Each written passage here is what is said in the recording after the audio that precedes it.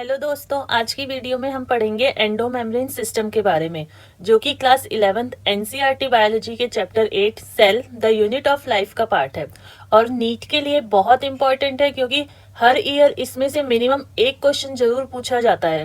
तो चलिए हम हमारा आज का टॉपिक स्टार्ट करते हैं। एंडोमेम्ब्रेन सिस्टम, इस टॉपिक में हम क्या क्या पढ़ने वाले हैं पहले हम वो देख लेते हैं। हम इस पे देखेंगे एंडोमेम्ब्रेन सिस्टम क्या है, इसमें कौन कौन सी ऑर्गेनेलीज इंक्लूड होती हैं और उन ऑर्गेनेलीज के फंक्शंस क्या क्या है। एक एक करके हम ये सारी चीज़ें देख लेंगे। एंडोमेम्ब्रेन सिस्टम, आपको पता है एंडो का मीन्स होता है विद इन। तो एंडोमेम्ब्रेन सिस्टम एक्चुअली में है क्या? It is a group of organelles. Organelles का ग्रुप है जो एक साथ काम करता है। क्यों एक साथ काम करता है? मॉडिफाई, पैकेज और transport of proteins and lipids. तो एंडोमेम्ब्रेन सिस्टम एक ग्रुप ऑफ ऑर्गेनेलीज है, वो ऑर्गेनेलीज जो एक साथ काम करती हैं और प्रोटीन्स और लिपिड्स को मॉडिफाई करती हैं, पैकेज करती है, उनका ट्रांसपोर्ट करती हैं wherever it is required. अब हम देख लेते हैं इसके अंदर ऑर्गेनेलीज कौन कौन सी आती हैं। तो इसमें जो ऑर्गेनेलीज आती हैं वो है endoplasmic reticulum, Golgi apparatus, lysosomes और वैक्यूल्स। इसमें जो नीट पॉइंट ऑफ व्यू से बहुत ज़्यादा इम्पॉर्टेंट है वो ये है, चारों organelles endoplasmic reticulum, Golgi apparatus, lysosomes और वैक्यूल्स, ये सारी सिंगल मेम्ब्रेन बाउंड ऑर्गेनेलीज है। नीट में बहुत बार पूछा गया है कि कौन सी ऑर्गेनेलीज डबल मेम्ब्रेन बाउंड है, कौन सी ऑर्गेनेलीज सिंगल मेम्ब्रेन बाउंड है।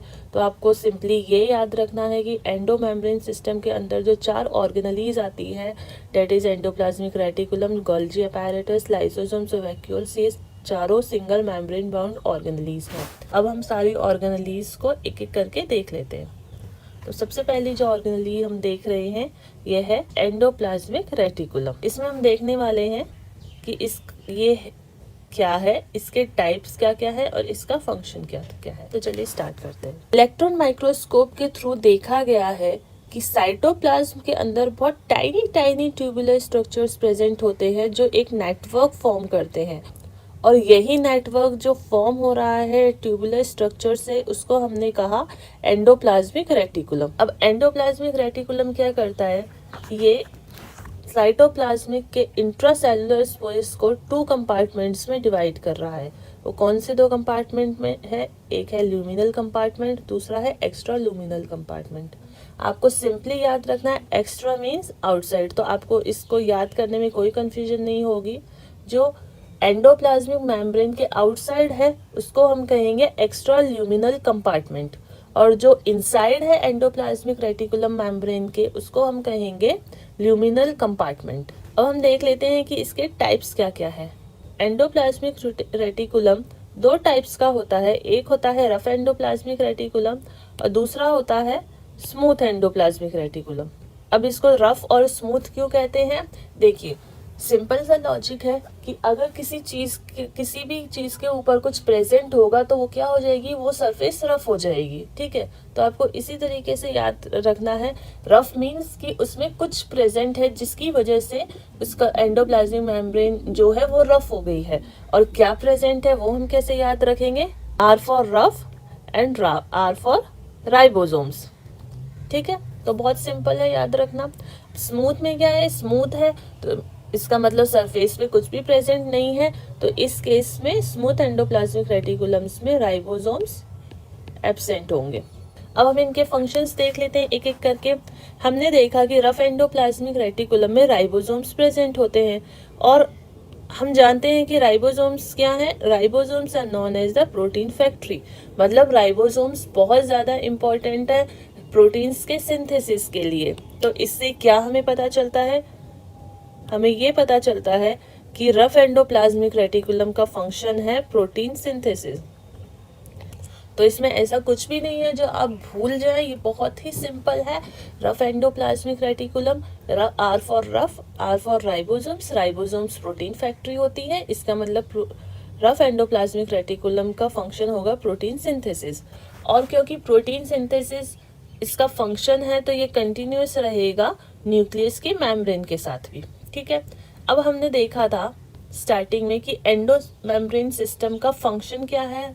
इसके दो फंक्शंस थे कि ये मॉडिफाई, पैकेज और ट्रांसपोर्ट करता था प्रोटीन्स को भी, लिपिड्स को भी। ठीक है, अब हमने देखा कि जो प्रोटीन्स है वो तो रफ एंडोप्लाज्मिक रेटिकुलम ने सिंथेसाइज कर दिए, बाकी क्या रहा हमारे पास, लिपिड्स। तो लिपिड कौन सिंथेसाइज करेगा, ये सिंथेसाइज करेगा स्मूथ एंडोप्लाज्मिक रेटिकुलम।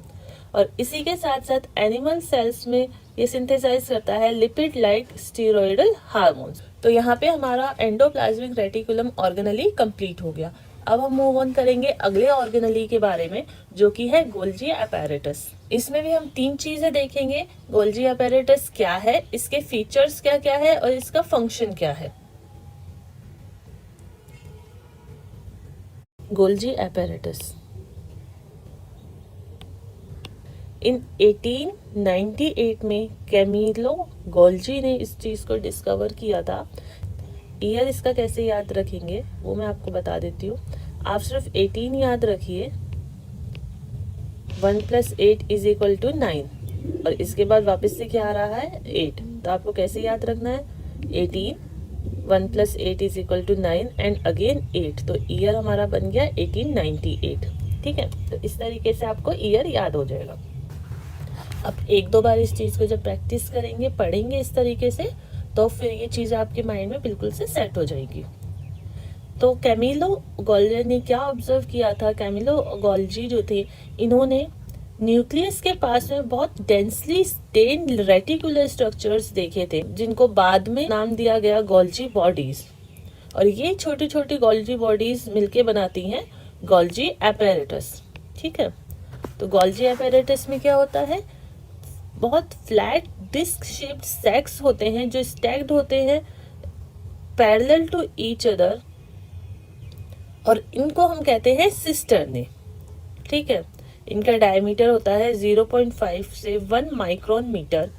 और ये जो सिस्टर्ने होते हैं ये इनके दो फेजेस होते हैं। ठीक है, अब हम याद कैसे रखेंगे कि सिस्टर्ने है, तो सिस्टर्ने से ही रिलेटेड एक और टर्म है क्रिस्टा। काफी बार हम कंफ्यूज हो जाते हैं कि सिस्टर्ने किस में प्रेजेंट है और क्रिस्टा किस में प्रेजेंट है। तो ये चीज मैं आपको एक बार समझा देती हूँ कि इसको किस तरीके से याद रखना है। तो माइटोकॉन्ड्रिया में प्रेजेंट होता है क्रिस्टा और गोल्जी अपैरेटस में क्या प्रेजेंट है, सिस्टर्ने। दोनों ही बहुत सिमिलर टर्म्स है, इसलिए मोस्टली कंफ्यूजन हो जाती है। तो इसको याद कैसे रखना है, सिस्टर्ने के दो फेजेस होते हैं। कौन कौन से दो फेजेस हैं, सिस और ट्रांसफेज। तो इसी तरीके से हमें याद रखना है कि अगर हम क्रिस्टा को देखते हैं तो इसमें कुछ भी कोई भी फेस नहीं बन पाता है। इसका 3 वर्ड्स देखें स्टार्टिंग के तो क्या आता है, क्राई। ठीक है, लेकिन वहीं पर जब हम सिस्टर्ने के 3 वर्ड्स देखते हैं स्टार्टिंग के, तो इसमें आता है सिस। सिस्टर्ने का एक फेज है। इस तरीके से हम याद रखेंगे गोल्जी बॉडीज में सिस्टर्ने प्रेजेंट होता है। तो इसके दो फेजेस होते हैं, एक सिस फेज होता है, एक ट्रांस फेज होता है। सिस फेज को हम कॉन्वेक्स और फॉर्मिंग फेज भी कहते हैं और ट्रांस फेज को हम कॉन्केव और मैच्योरिंग फेज भी कहते हैं। हमें इसमें भी कोई कंफ्यूज नहीं होना है, हमें सिंपली इनकी ये ध्यान रखना है कि सिस और ट्रांस में एक स्पेलिंग का डिफरेंस है। सिमिलरली जो कॉन्वेक्स है और कॉन्केव में भी एक ही स्पेलिंग का डिफरेंस है। तो जिसमें ज़्यादा स्पेलिंग्स है, 1 स्पेलिंग एक्स्ट्रा है, तो वो हमारी होगी ट्रांस फेज, और जिसमें एक स्पेलिंग कम है वो होगा हमारा सिस फेज। तो इस तरीके से आप इस चीज़ को याद कर पाएंगे। ठीक है, तो अब हम इसके फंक्शंस देख लेते हैं कि इसके फंक्शंस क्या क्या है। तो इसका जो सबसे पहला फंक्शन है ये है पैकेजिंग। पैकेजिंग में क्या होता है कि जो गोल्जी अपैरेटस होता है, ये जो भी मटेरियल पैकेज होना होता है इसको वेसिकल्स की फॉर्म में पैकेज करता है। इसके बाद ये जो वेसिकल्स की फॉर्म में आपका मटेरियल पैकेज हो गया है, ये एंडोप्लाज्मिक रेटिकुलम के साथ फ्यूज करता है और सिस फेज पे आ जाता है। ठीक है, सिस फेज पे आने के बाद इसमें सेकेंड फंक्शन इसका आता है गोल्जी अपैरेटस का, जो है मॉडिफिकेशन। ठीक है, अब जो भी मटेरियल आप कह लो कि प्रोटीन्स सिंथेसाइज होते हैं, राइबोसोम सिंथेसाइज करता है जिन प्रोटीन्स को, ये मॉडिफाई होते हैं यहाँ पर इस फेज में, ठीक है। सिस फेज से अटैच होने के बाद, फ्यूज होने के बाद ये मॉडिफाई होते हैं और मॉडिफिकेशन के बाद ये ट्रांस फेज में जाते हैं, ठीक है। तो यहाँ पर इसके दो फंक्शंस आ गए हैं, एक आया है पैकेजिंग और दूसरा आ गया मॉडिफिकेशन। दोनों ही इंटरलिंक्ड फंक्शंस है। एक और मॉडिफिकेशन जो हमसे अक्सर नीट में पूछा गया है, ये फंक्शन, तो ये चीज हमें याद रखनी है कि ग्लाइकोसाइलेशन प्रोसेस किसका फंक्शन है, किस ऑर्गेनेली का फंक्शन है। तो हमें याद रखना है कि ये गोल्जी एपेरेटस का फंक्शन है, ठीक है। और जो थर्ड फंक्शन इसका आता है, ये आता है synthesis of glycolipids and glycoproteins, ठीक है। तो आपको सब कुछ क्लियर हो गया है। तो यहाँ पे हमारा टॉपिक खत्म हो रहा है गोल्जी एपेरेटस। अब इसके बाद हम नेक्स्ट ऑर्गेनेली देखेंगे जो कि है लाइसोसोम्स। बहुत ही छोटा टॉपिक है और बहुत इंटरेस्टिंग टॉपिक है और बहुत ही इम्पोर्टेंट है ये। लाइसोसोम्स क्या होता है, जब पैकेजिंग हो रही होती है वेसिकल्स की गोल्जी एपेरेटस में, उस टाइम पर ये लाइसोसोम्स फॉर्म हो जाते हैं, ठीक है। ये टाइनी टाइनी ग्रेनुअल्स होते हैं जो फॉर्म होते हैं और ये कंटेन करके रखते हैं हाइड्रोलिटिक एंजाइम्स। लाइटिक का मतलब होता है लाइसिस या फिर ब्रेक डाउन, ठीक है। तो ये इन्वॉल्व होते हैं ब्रेक डाउन के फंक्शन में। किस किन चीज़ों का ब्रेक डाउन करते हैं, आपको ये याद रखना है सबसे पहली चीज़ तो कि ये हाइड्रोलिटिक एंजाइम्स कंटेन करके रखते हैं। और वो कौन से हाइड्रोलिटिक एंजाइम्स होते हैं, होते हैं हाइड्रोलाइसिस।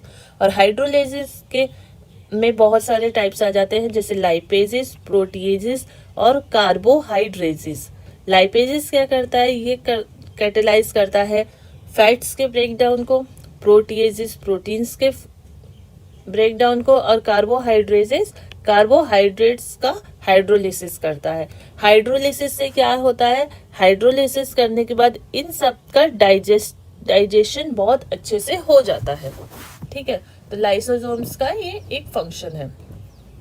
और एक और इसमें पॉइंट है जो मैं यहाँ पे नहीं मेंशन किया है, वो पॉइंट ये है कि एक्ट करते हैं एट एसिडिक पीएच, ठीक है।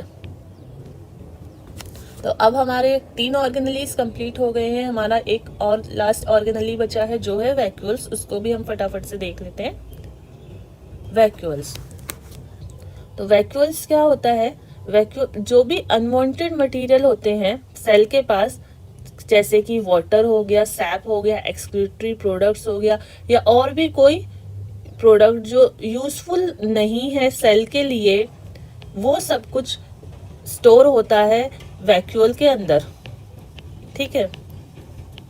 वो सारी चीजें स्टोर होती है वैक्यूल के अंदर। और ये बहुत इंटरेस्टिंग पॉइंट है कि 90% वॉल्यूम जो होता है सेल का, वो वैक्यूल कंटेन करके रखता है। और हमने स्टार्टिंग में देखा था कि एंडोमेम्ब्रेन सिस्टम के विद इन जो भी 4 ऑर्गेनेलीज है वो सारे सिंगल मेम्ब्रेन बाउंड ऑर्गेनेलीज होते हैं। और वैक्यूल की जो मेम्ब्रेन होती है, इसको हम कहते हैं टोनोप्लास्ट। और इस चीज को हमें बिल्कुल भी नहीं बोलना है, याद रखना है, क्योंकि नीट में काफी बार ये चीज पूछी गई है कि वैक्यूल की मेम्ब्रेन को क्या कहते हैं, और इसको हम कहते हैं टोनोप्लास्ट। इसका क्या फंक्शन है, ये आयंस और मटेरियल्स को ट्रांसपोर्ट करता है against the concentration gradient. Because against हो रहा है तो इसका मतलब यहाँ पर ये एनर्जी भी यूज करेगा in the form of ATP. अब एनसीईआरटी में 2 तरह के वैक्यूल्स हमें दिए गए हैं। पहला है कॉन्ट्रैक्टाइल वैक्यूल और दूसरा है food vacuole. Contractile vacuole function करता है ऑस्मो रेगुलेशन में और एक्सक्रीशन में, तो इन दोनों चीजों में ये हेल्प करेगा, और इसका एग्जाम्पल है अमीबा। और दूसरा हमारा है फूड वैक्यूल। वैक्यूल क्या करते हैं, जो भी फूड पार्टिकल्स होते हैं उनको एंगल्फ कर लेते हैं, और इसीलिए इनको फूड वैक्यूल कहा जाता है। और इस तरह के वैक्यूल्स प्रेजेंट होते हैं इन प्रोटिस्ट। तो यहाँ पे हमारा वैक्यूल्स टॉपिक भी खत्म हो गया। आई होप आपको सब कुछ समझ में आ गया होगा।